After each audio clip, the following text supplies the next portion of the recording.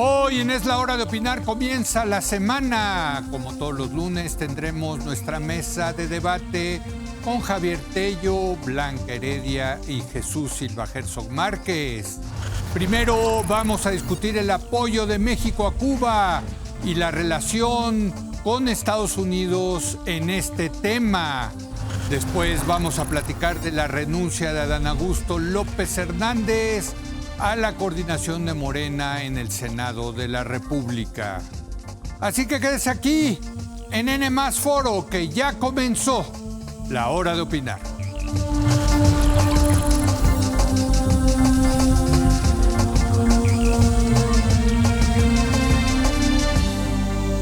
Muy buenas noches. Bueno, hay mucho de qué hablar del tema de Cuba. Un país que siempre es noticia y desde luego pues últimamente ha dado mucho que hablar aquí en México por el envío que ha hecho el gobierno mexicano de petróleo, y ahora pues se anunció, Bloomberg fue el que anunció que se suspendían, que se cancelaban estos envíos de petróleo a Cuba.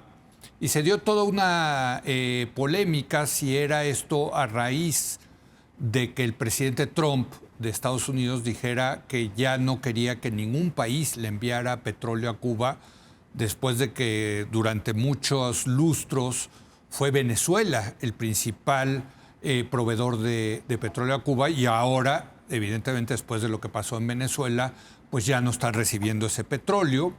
Y esto se armó un tema de que si México le estaba mandando o no ayuda ya petrolera a Cuba. La presidenta no lo negó, pero tampoco lo afirmó, aunque también ha dicho que sí va a seguir ayuda, algún tipo de ayuda humanitaria. No queda claro de qué tipo, alimentos, insumos básicos, en fin. Pero vamos a debatir este tema de lo que está pasando en Cuba, de la relación con México, el problema que tiene la presidenta Sheinbaum frente a tener que acomodar los intereses de Estados Unidos y también seguir acomodando los intereses de la ayuda humanitaria a Cuba, que es importante dentro de su coalición gobernante. En fin, es un tema muy interesante. Saludo a Javier Tello. Javier, buenas noches. Buenas noches. Chucho Silva Herzog, ¿cómo Hola, estás? Leo. Jesús, buenas noches. Y Blanca Heredia. Blanca, hola, ¿cómo Leo. estás? ¿Qué tal? Buenas noches. Empecemos contigo. Está difícil, ¿no? Otra rayita más al tigre para la presidenta, ¿no? No está nada fácil. ¿Qué haces mientras te presiona Estados Unidos por un lado? Por otro lado, su coalición, para su coalición es muy importante el tema de Cuba. La gente muy izquierdista sigue pensando que hay que seguir ayudando a capa y espada a la dictadura cubana. Totalmente. Yo creo que Cuba es el espejo incómodo de la política exterior de México. Uh-huh. Porque pues desde hace muchos años ya, cada gobierno se mira ahí y descubre, espejito, qué tanto margen de maniobra tengo, ¿no? Uh-huh. Porque realmente pues lleva mucho tiempo la relación con Cuba siendo un triángulo, por un lado, que ya lo aludías, digamos, y concretamente aquí está centralmente metido los Estados Unidos, pero incluso cuando no ha estado centralmente metido, está siempre en el escenario. Es siempre la relación de México con Cuba tiene implicaciones o responde a algún cambio en la relación más importante que tiene México a nivel internacional. Por otro lado, y también lo mencionabas, como ocurre en muchos casos, pero en de una manera especialmente fuerte, Cuba es también el nexo muy claro entre, digamos, las dimensiones externa e interna de la política exterior. No es la primera vez, tú decías, para el ala, digamos, más de izquierda, más radical de Morena, Cuba es muy importante, y la solidaridad con Cuba y la cercanía con Cuba es una muy importante marca de identidad de ese grupo dentro de Morena. Y en este momento, pues efectivamente, la presidenta se encuentra, como tantas otras veces se han encontrado los presidentes en México, en una situación en la que pues tiene que escoger, digamos, cómo balanceas, cómo encuentras el equilibrio entre tener que, pues, tomar muy en serio las amenazas y las presiones de los Estados Unidos, dado que de esa relación depende tu vida, básicamente. Pero al mismo tiempo, si tú cedes por completo y lo haces además de forma que no sea suficientemente diplomática, digamos, pues eso también te puede acarrear problemas internos.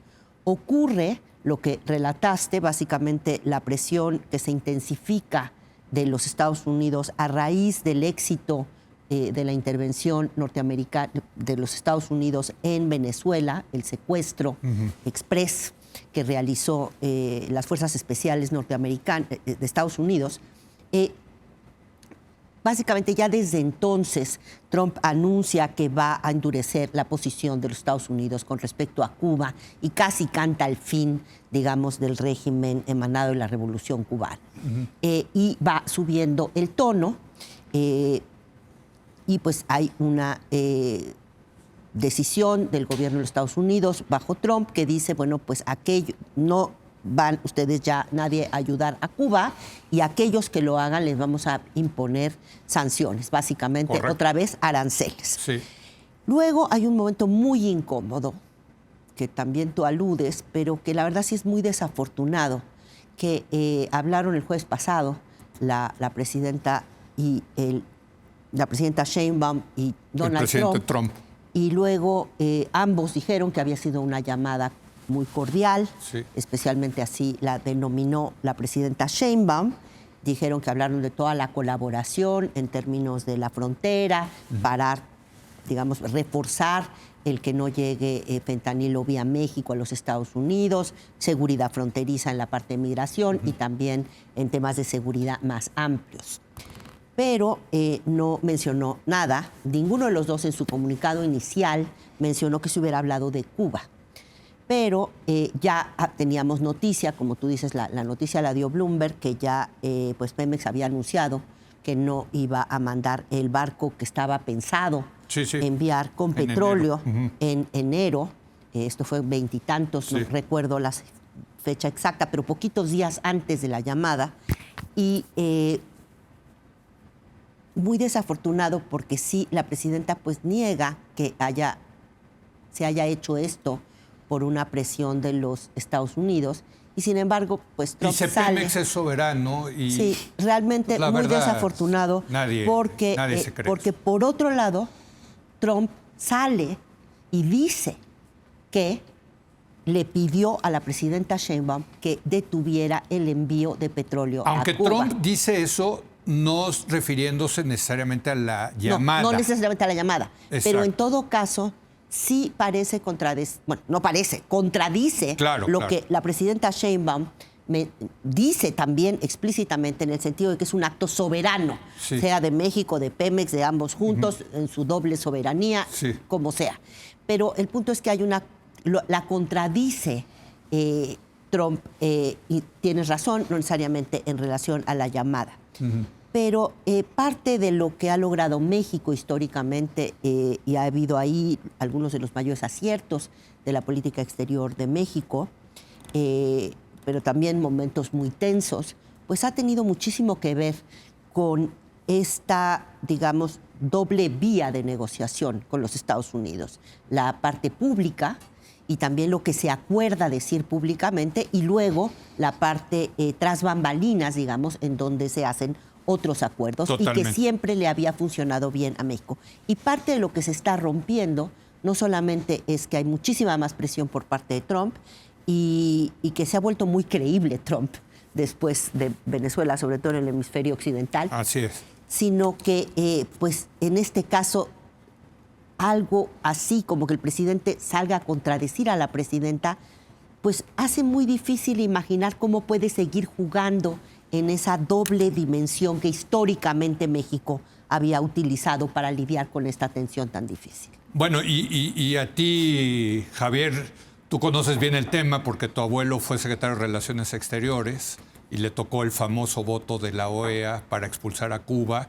Tu padre fue embajador en Cuba, ¿no? Entonces conoces bien esa tensión siempre de hasta dónde podemos seguir apoyando, tener una relación con Cuba independientemente del tema de Estados Unidos, Javier. Claro. ¿No? Yo diría que un tema es cómo lidiar con Trump. Sí. En cualquier tema, incluyendo el cubano, pero haciendo a un lado el tema cubano, es cómo lidiar con Trump.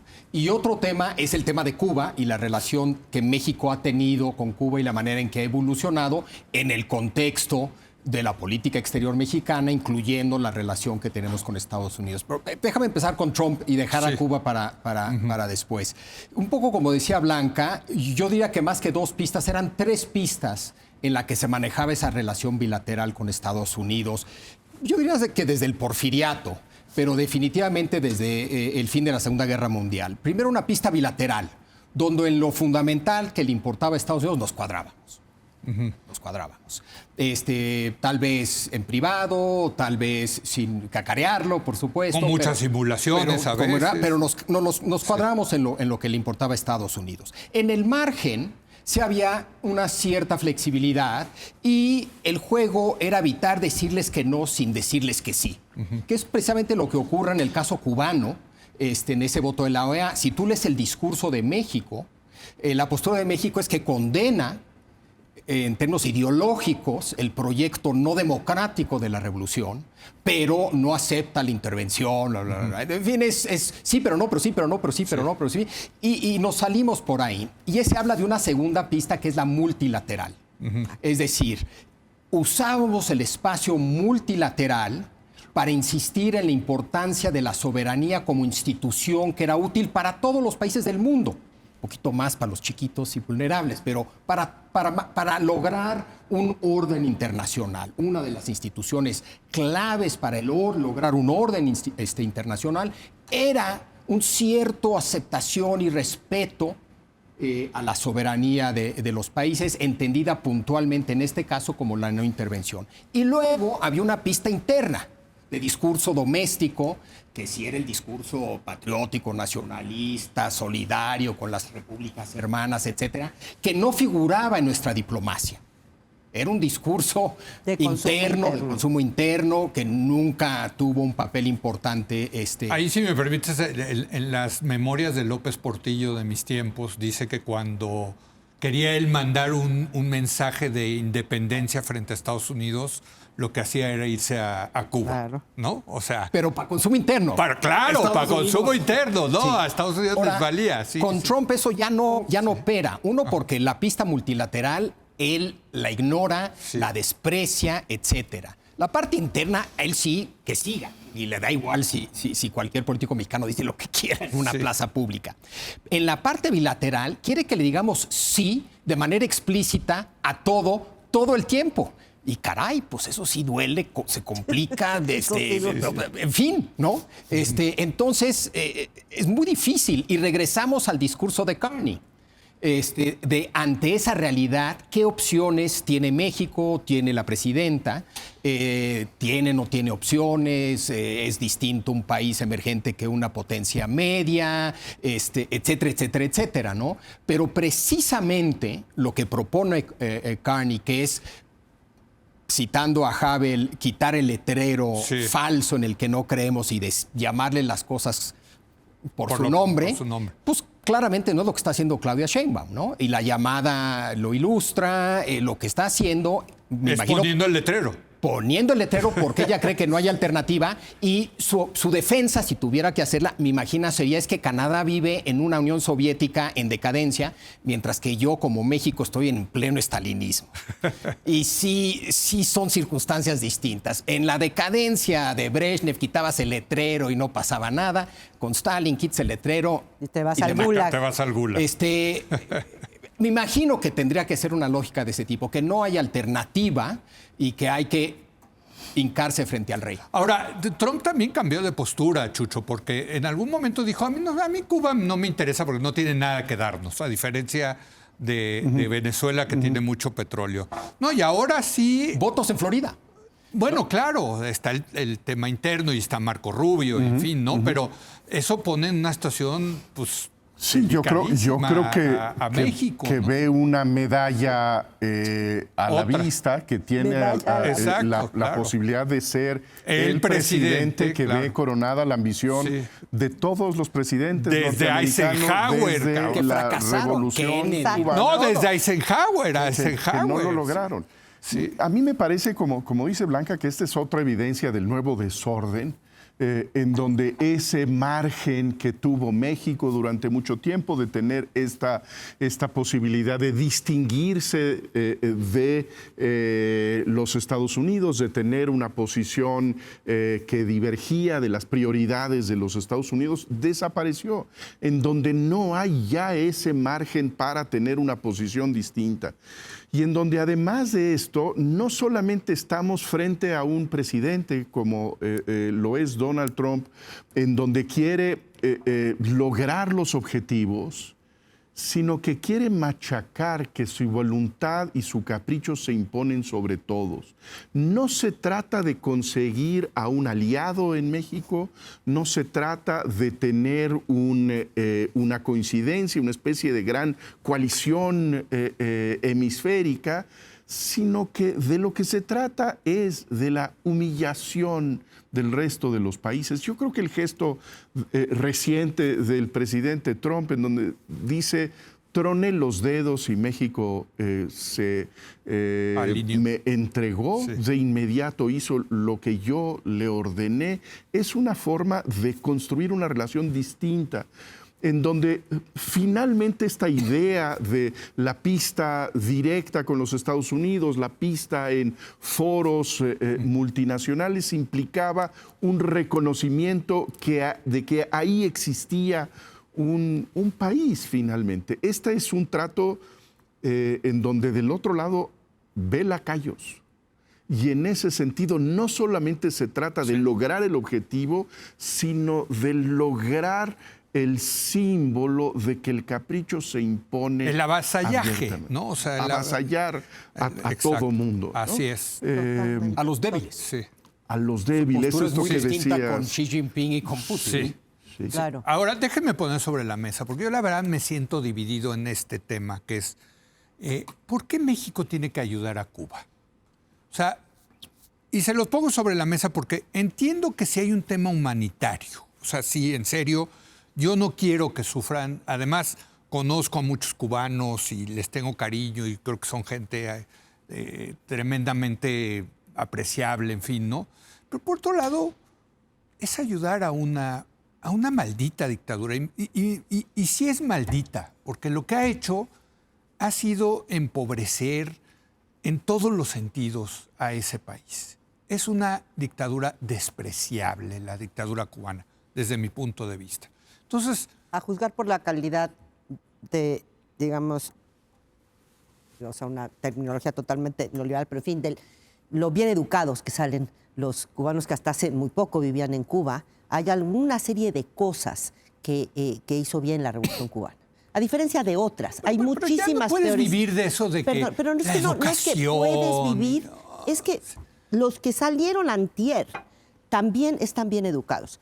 También siguen teniendo, digamos... Pero no es una dictadura despreciable, Es Blanca. una dictadura, en muchos sentidos, despreciable. Más allá de pasar ahorita de los calificativos, déjame intentar...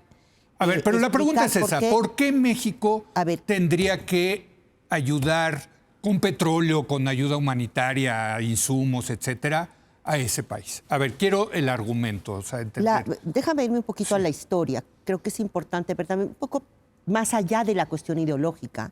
En los años 60, en los años 70, pues México estuvo cerca de Cuba, variando con variaciones, pero marcando cierta distancia frente a Estados Unidos, no cierta, una importante distancia.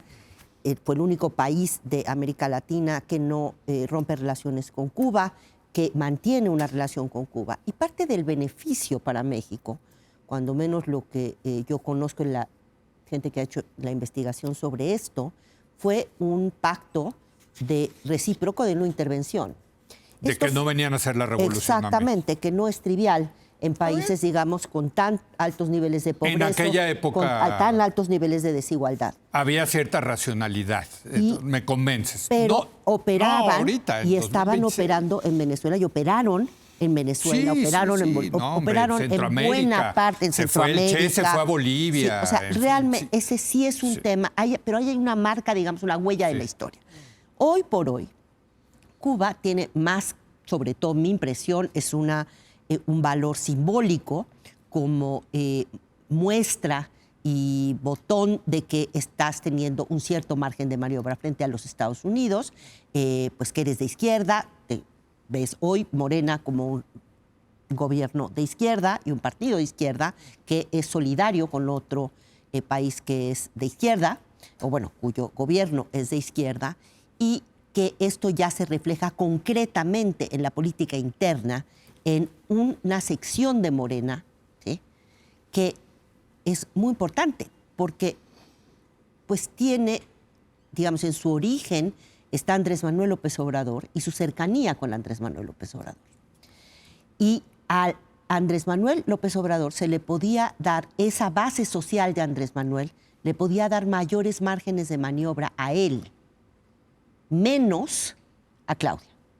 Y en ese sentido me parece que le complica el tema a Claudia, porque no, en la medida en la que... A ver, para entender tu argumento, tenemos que ayudarlos para apaciguar a esa facción de Morena. Eso es lo que estás diciendo. Efectivamente. Esa es la racionalidad. Esa es la racionalidad. A ver. También hay dos razones más, que es que un desorden en Cuba, ¿sí?, si la cuestión realmente se desestabiliza Cuba, hay dos costos para México potencialmente. Hay, digamos, oleadas migratorias, que parte de las cuales van a llegar a México, sobre todo en un contexto de cerrazón de la frontera en Estados Unidos.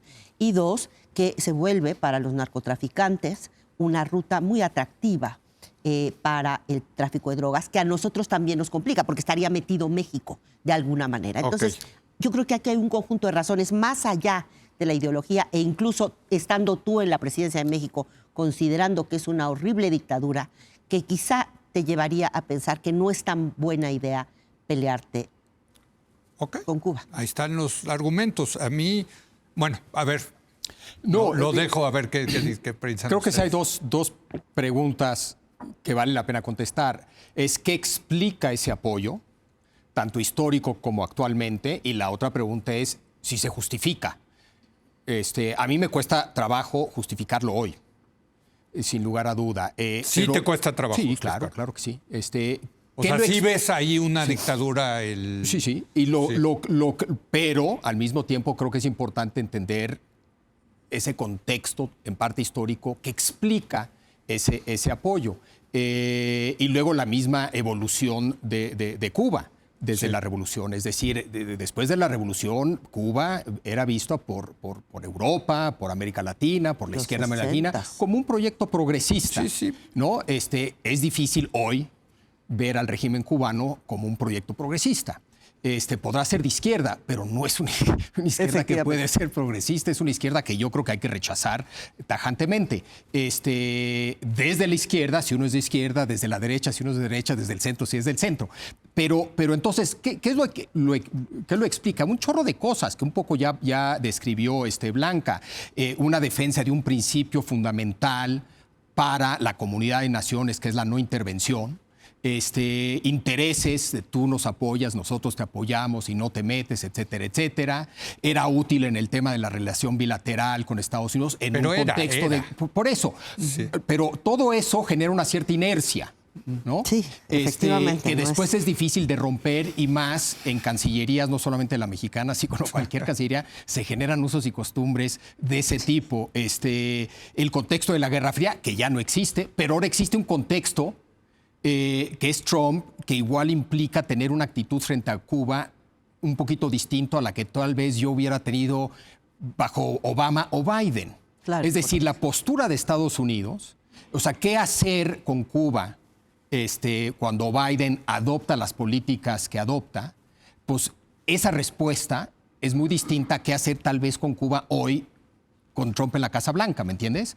Entonces es algo muy dinámico, pero hay una enorme inercia Es que hablando de inercia, me recuerdo esta famosa anécdota de Obama cuando llegó a La Habana, iba aterrizando en el Air Force One y luego iba en la Bestia, ¿no? En su automóvil y se volteó con su asesor de seguridad nacional y le dijo, oye, ¿de verdad este país es una amenaza para la seguridad nacional de Estados Unidos? Hace mucho que dejó de ser, ¿no? Digo, Sí. neta, esto es lo que nos preocupa, ¿no? Sí. O sea, es que Cuba era, ya no es. A ver, Cuba está viviendo no en el es- siglo XIX. y no es que... No hay electricidad, no hay, o sea... Y no es que sea una sorpresa reciente de que ha dejado de ser, o si es que lo fue en algún momento, un gran modelo alternativo.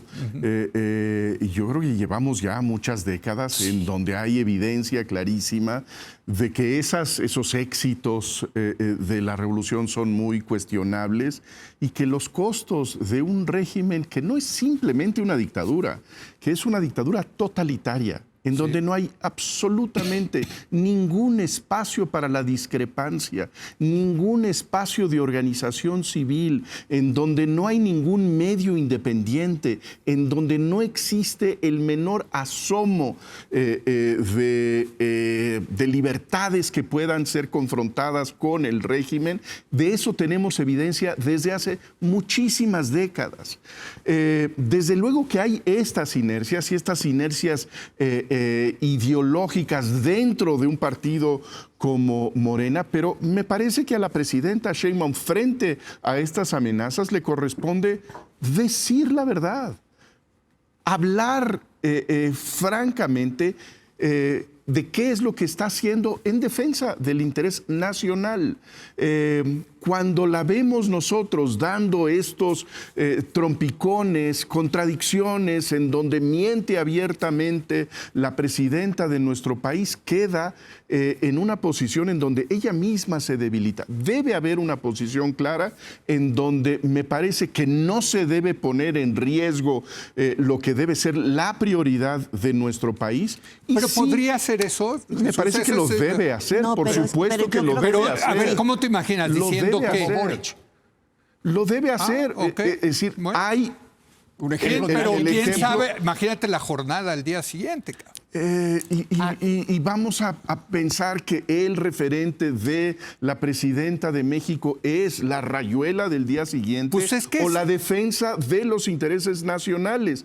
Y el aporte que podría hacer, que yo no veo en ningún elemento en su convicción personal, de dar un salto para que esa izquierda tenga un compromiso con la democracia real, que significa no solamente un poder mayoritario, sino también el respeto a los derechos de la gente. Y Sí. te ríes, Yo- Blanca, no, sí me Chicho, parece. Me río, espérame Te tantito. ríes. Me río porque entonces tú ya le estás recetando a Sheinbaum Yo no- que le tiene que decir al ala dura de Morena que tiene que enarbolar los valores de la democracia liberal.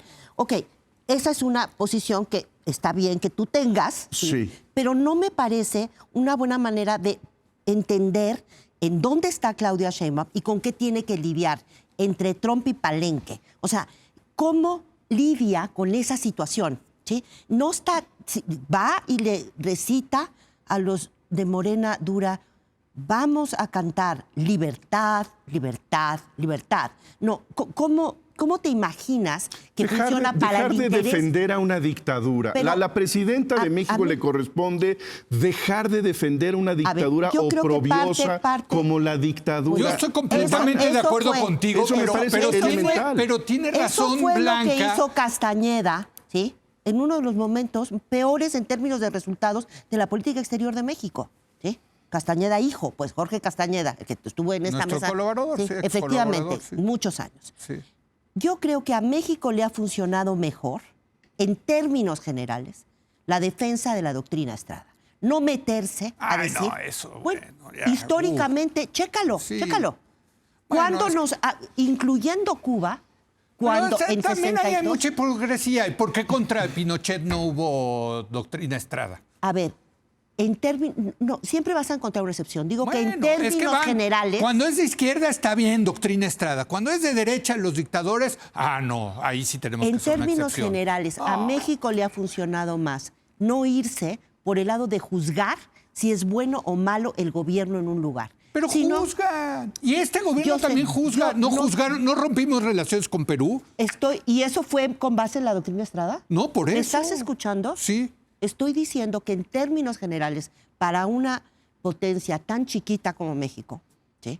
En términos de su capacidad de acción internacional... Que no es un actor el tener- irrelevante en América Latina. Bueno, pero en cualquier caso, históricamente, si tú lo ves, nos ha ido mejor cuando decimos, mejor no intervengas. No hay que defender el derecho de cada país. Pregunta, a- aunque estés defendiendo en ese, a Sí, la dictadura sí, castrista. Porque lo primero y más importante que hoy, desde mi punto de vista, es el interés nacional de México, ¿sí? Es preservar márgenes de maniobra para asegurar la gobernabilidad interna. Si tienes Márgenes- actores externos involucrados en esa gobernabilidad, que es el gran riesgo que tenemos con Trump hoy, ¿sí? Eso es lo que a mí me parece que hay que maximizar. Si tú eres el jefe de Estado y Gobierno, que en México está junto, de México, ¿cuál es el interés nacional de México? Les pregunto. Más allá de si te gusta la dictadura o no la dictadura, ¿sí? ¿Cuál es el interés nacional de México? El interés nacional de México es que su gobierno pueda gobernar México sin demasiada interferencia y sobre todo interferencia que sea en exceso disruptiva para lograr que México se gobierne a sí mismo. A ver, Jesús, y luego Javier. A mí me parece que lo que nos propones con esta estrategia es que sigamos viendo a la presidenta de la República sosteniendo lo que ella misma no puede sostener. Pero en parte tú no has, lo A ver, deja tú que has termine. advertido que no hay ese margen de maniobra, que ese margen de maniobra era el lujo de un periodo con un orden distinto al que tenemos hoy. Y en esa medida, ante una nueva realidad, hay que llamar a las cosas por su nombre. Yo creo que ese es el deber que yo esperaría que cumpliera la presidenta de México, que es que le hable al país con verdad. Que eso es lo de Carney, es lo que propone Carney. En donde si se va a tomar la decisión de suspender la entrega de petróleo a México, se diga con toda claridad, se pone en la balanza este interés nacional que para nosotros es fundamental, que tiene que ver con la preservación de nuestros vínculos comerciales con los Estados Unidos, evitar los aranceles con los que se nos eso está sí, no lo de la amenazando, democracia. y por lo tanto esto se decide de esta manera. De forma abierta.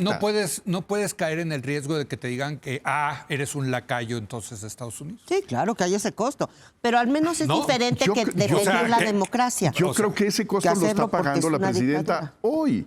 Porque No, no es que Sí, eso sí es estemos cierto viendo a también, una sí. presidenta que está rechazando las peticiones de Trump, que está plantándose No, con las está gran aceptando, decoro pero y no gran las está- dignidad frente a las agresiones de Trump. La vemos cediendo una vez, otra vez, entregándole todo lo que quiere el presidente Trump y al mismo tiempo con este malabar que es insostenible, A que ver. es un malabar en donde ella no cae parada, sino que se muestra que cae en el piso. A ver, Javier, termina con esta. Tengo que terminar. Termina ya con esta. Empiezo discusión. por donde iba ahorita Uchucho y regreso al tema de qué es lo que le tiene que decir Claudia a cierto sector de Morena. Cierto sector de Morena, Sí, cierto. yo creo que hay No, muchas cierto. maneras de describir la realidad y de hablar con la verdad. La que tú acabas de presentar, yo la llamaría una realista. Es decir, solo hay intereses nacionales y lo único que importa son el poder relativo que los países tienen. Que igual es la correcta, igual es, sin duda es válida, pero hay otras maneras de describir. De hecho, Carney rechaza esa postura realista y precisamente trata de rescatar desde una postura en parte realista algo de No, es que principios. sí dice, hay que llamar las cosas por lo que son. Claro, pero esa es la parte realista, pero sin perder principios y sin olvidar ideales. El ideal en juego aquí es algún entendimiento de la soberanía. Todo el mundo criticó mucho, creo que ustedes dos, el envío de una serie de criminales a Estados Unidos sin debido proceso. ¿Qué fue lo que pasó ahí? En parte la queja es una violación al debido proceso, al Estado Sí, de sí, Derecho, claro. etcétera. Pero es una violación a la soberanía. Sí. Es Sí, decir, sí. México hizo algo que Estados Unidos hace esto y lo hicimos pese a violar nuestras propias leyes. Sí. Si algo muestra ese incidente es que estaba México actuando, operando de una manera no soberana. Aquí también, olvídense de Cuba, olvídense de los criminales. Una y otra vez lo que exige Trump es entrégame tu soberanía, sé un lacayo, ¿no? Carney, yo creo que argumentaría, híjole, hay que ser realistas, hay que reconocer la realidad, pero hay que tratar, a partir de ese reconocimiento de esa realidad, de operar con ciertos principios y tratar de reconstruir algo que valga la pena. Y creo que es imposible, desde mi punto de vista, un orden mundial sin algún tipo de idea de soberanía. Entonces, cuando le preguntabas tú a Blanca de cuál sería el argumento de defender a Cuba, de defender, no de ayudar, de defender de alguna manera, tendría que ser desde esa perspectiva de la Soberanista. importancia. Pero eso permite criticar a Cuba como una dictadura. Y yo creo, y regreso al primer tema de Chucho, no necesitas adoptar una postura democrática liberal para criticar a Cuba. La izquierda que criticó a Stalin sin ser democráticos liberales. Es totalmente Brezhnev no posible era una ese. dura crítica a Cuba desde una postura de izquierda que no necesariamente es democrática liberal, más allá de un sentido. Y esa podría tratar de adoptar un discurso de izquierda dura, de izquierda radical, pero decir, oye, pero Stalin era malo. y lo mismo decir en el caso de Cuba. Funcionaría, claro que perdería algunos seguidores, claro que tendría problemas con esa ala, pero yo creo que la izquierda que en su momento criticó a Stalin, uno, tenía razón en un sentido moral, y dos, era una estrategia que también tenía sentido para esa estrategia que criticó, esa izquierda que criticó. Bueno, a al Stalin. final Khrushchev les dio la razón. Bueno, No. además, sea. pero en el momento, sí, se iban a pelear con un sector de su partido, sí. Pero no solamente pensaban que era lo correcto, sino que pensaban que era además estratégicamente lo correcto para su propio partido, más allá de pensar que era moralmente lo correcto. Bueno, vaya berenjenal, ya nos tenemos que ir a una pausa. Vaya berenjenal, otra vez la presidenta entre la espada y la pared. Muy difícil esta resolución. Muy difícil cuando pero va a tener que tomar una decisión. O No, sea, pues ya ahí tomó. Sí, pues Ya sí, la tomó. ya la El tomó. problema es cómo la comunica. Pero, Ese sí, es el como problema. una decisión soberana. Pero dice que... Pero lo que quedó horrible en este caso es que dijo que lo hizo por la soberanía de México, decidimos nosotros dejar de enviar petróleo a Cuba y luego salió al día siguiente. Por la Trump. soberanía de Pemex. Bueno. Porque la decisión Bueno, la yo tomaría doy también La de la Pemex. soberanía de México y la soberanía de Pemex. Pero, en Sí. fin, por un acto soberano de alguien, Pemex o México. Pero luego salió Trump a decirle que no es cierto, que él le había exigido que dejara de mandar ayuda de todo tipo a Cuba y que muy amablemente la muy linda presidenta de México Le le había dijo hecho que sí. caso. Sí. Queda fatal. Fatal. La posibilidad Fatal. de que tú hagas lo que dice el gigante, pero puedas salvar cara internamente, ¿qué es lo que le dio viabilidad a ese triángulo amoroso perverso durante tantas décadas? No lo permite Trump. No, pues no, es que ya es otro personaje, muy diferente, ¿no? Vamos a una pausa porque ya se fue Adán Augusto, López Hernández. Pues se fue a medias. Y, Maquiavelo estaría ya muy preocupado. Ya empezó aquí el análisis, la doctora. Regresamos en un momento más.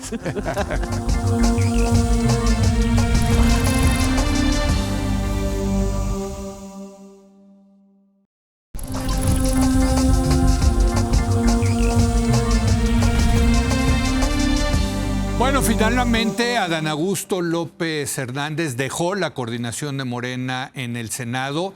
Sin embargo, pues va a seguir siendo senador y lo que ha anunciado es que se va a convertir en un operador electoral de su partido rumbo a la elección del 2027. Chucho, ¿cómo ves? ¿Qué te dice esto? Pues yo creo que es una buena noticia. Me parece que el hecho de que se haya retirado de la coordinación de los morenistas en el Senado es positivo. Es, digamos, la primera pieza de la componenda sucesoria que se desplaza del primer círculo del poder, y eso me parece positivo. Yo creo que es valioso incluso para la presidenta de la República haber removido a ese personaje que era heredero de aquel arreglo. Ahora, pues me parece que sigue siendo pues un desplazamiento dentro de la carpa de impunidad de Morena. Se coloca en un lugar, pero no asume las responsabilidades que debería asumir el antiguo gobernador de Tabasco, involucrado por el nombramiento de quien es señalado judicialmente como el líder de un grupo criminal en el estado que gobernó Adán Augusto. Entonces, pues me parece que es una buena noticia con tintes amargos, porque reitera esta apuesta de impunidad que es la apuesta de la gobernabilidad de la presidenta Claudia Sheinbaum. Y eso me parece muy lamentable. A mí, ¿sabes qué pensaba, Javier? Que es un tema fascinante para los que nos gusta la política, es cómo caen los políticos que están en desgracia, en general, en los sistemas, en los regímenes del mundo. Hay distintas maneras de caer, ¿no? Claro. Pero no solamente, yo diría que una variable es el régimen en el que operas y otro es tu personalidad. Hay unos que, ¿no? Hay casos de gente que se desmorona y se viene abajo y llora en público y es una cosa estrepitosa. Eso rara vez pero ha las pasado consecuencias, en México. pero ¿cómo caes? Aquí creo que está cayendo, creo que sí lo están degradando de su puesto, pero no del todo. O sea, finalmente mantiene su impunidad, mantiene su puesto, le van a seguir pagando, va a seguir pudiendo hacer política. En fin, sí es una caída, pero con, digamos, con red de protección, ¿no? Es hasta ahorita a medias, muy lenta. Lo cual te dice algo del régimen morenista, ¿no? ¿O no?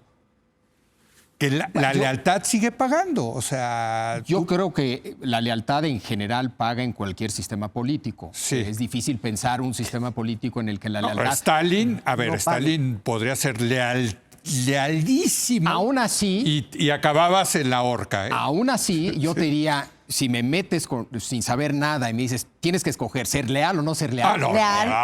Bueno, claro. Paga un poquito más. En cualquier país, en cualquier momento de la historia. No siempre paga, no paga todo lo que uno quisiera a veces, pero la lealtad paga, la lealtad paga.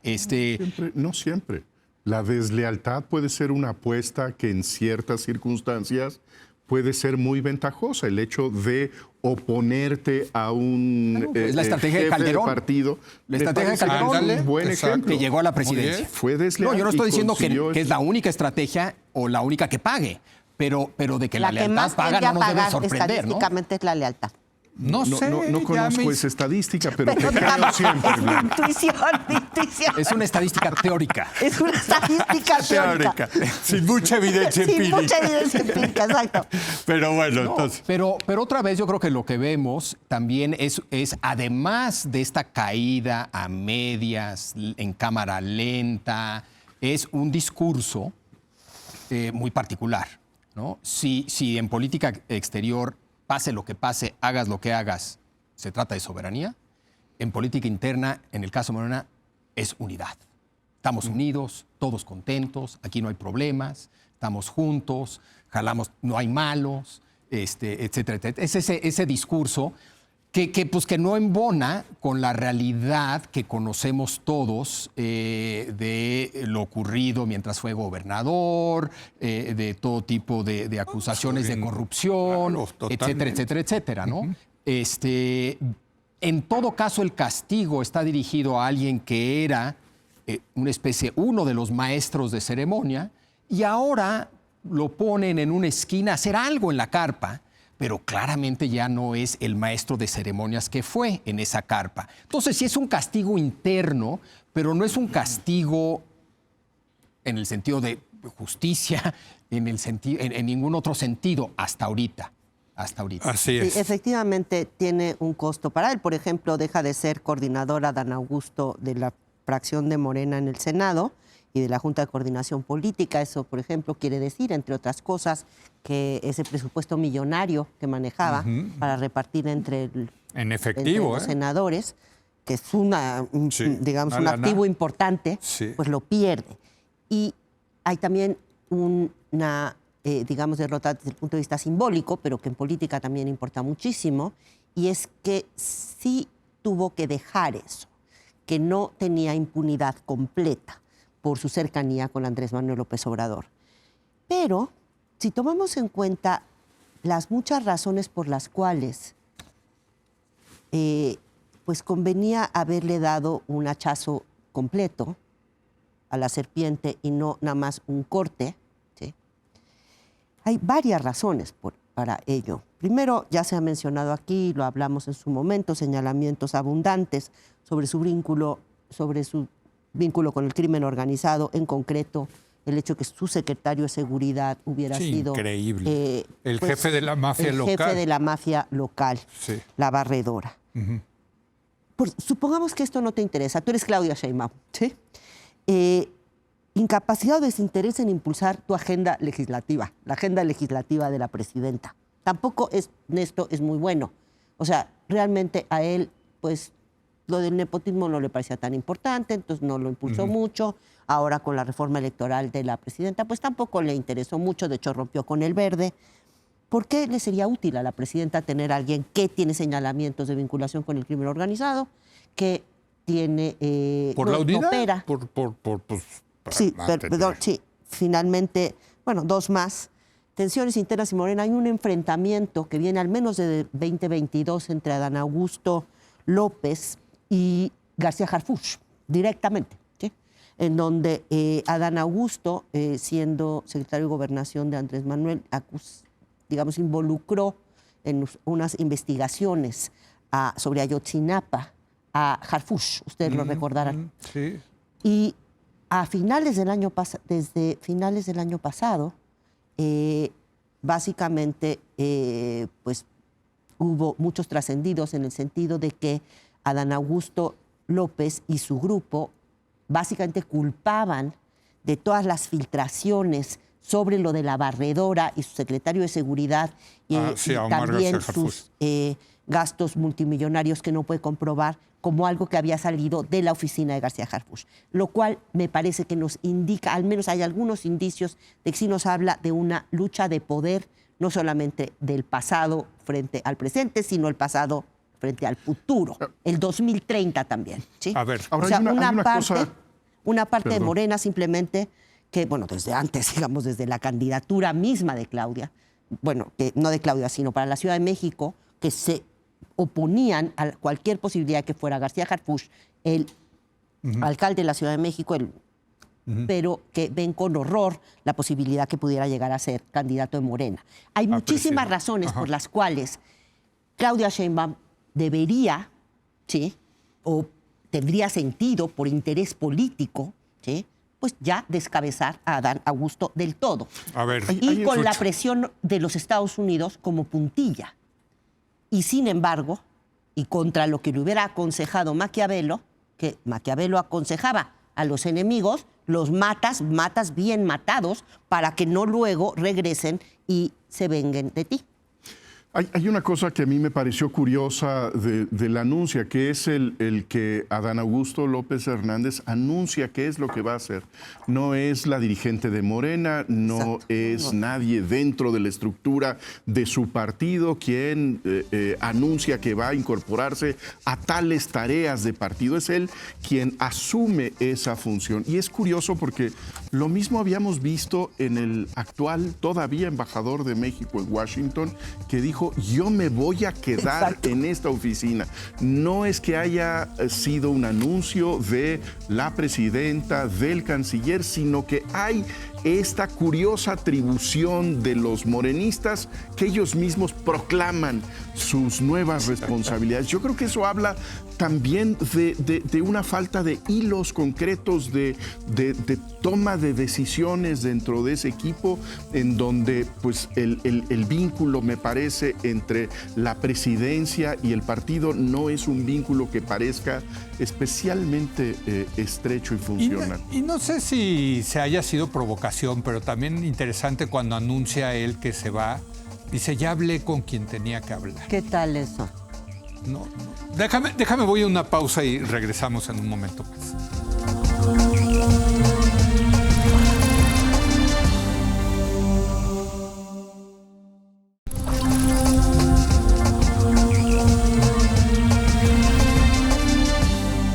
Bueno, estamos concluyendo nuestro programa de hoy con este tema de Adán Augusto López Hernández. Javier Tello.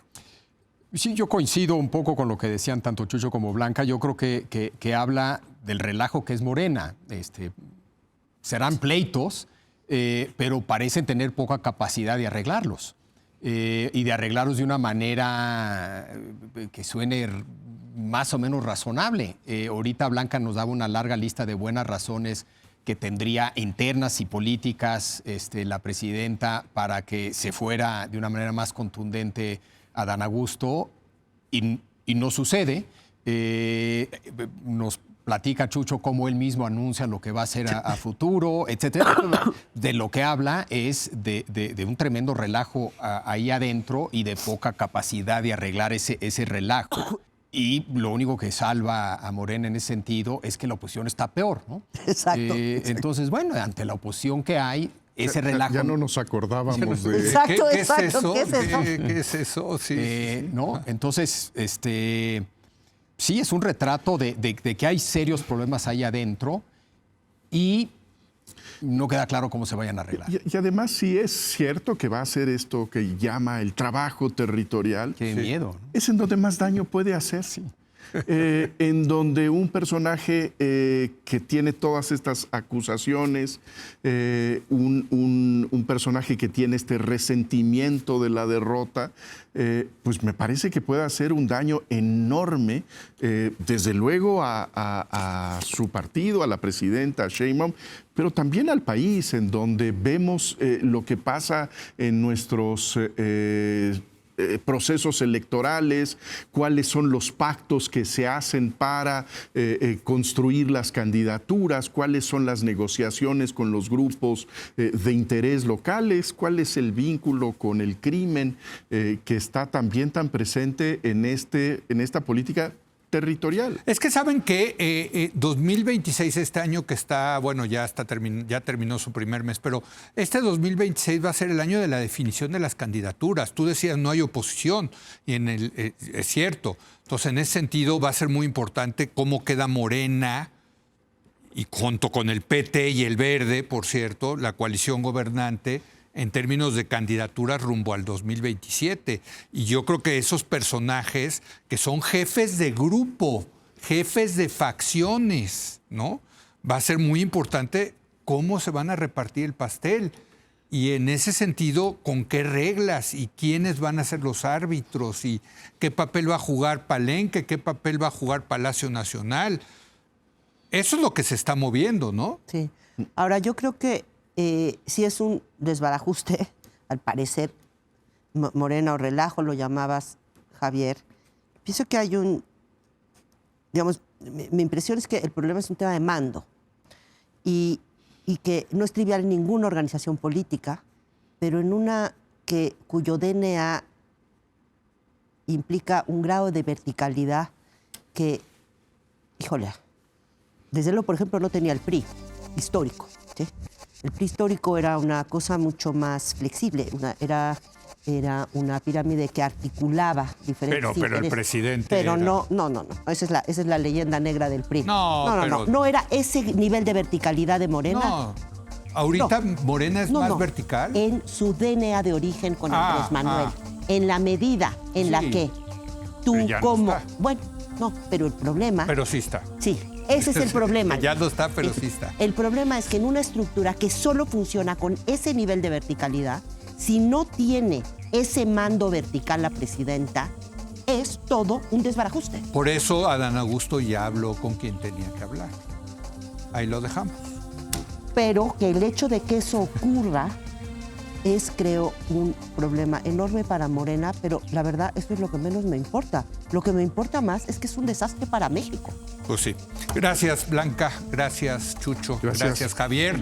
Gracias a usted por habernos acompañado. Muy buenas noches.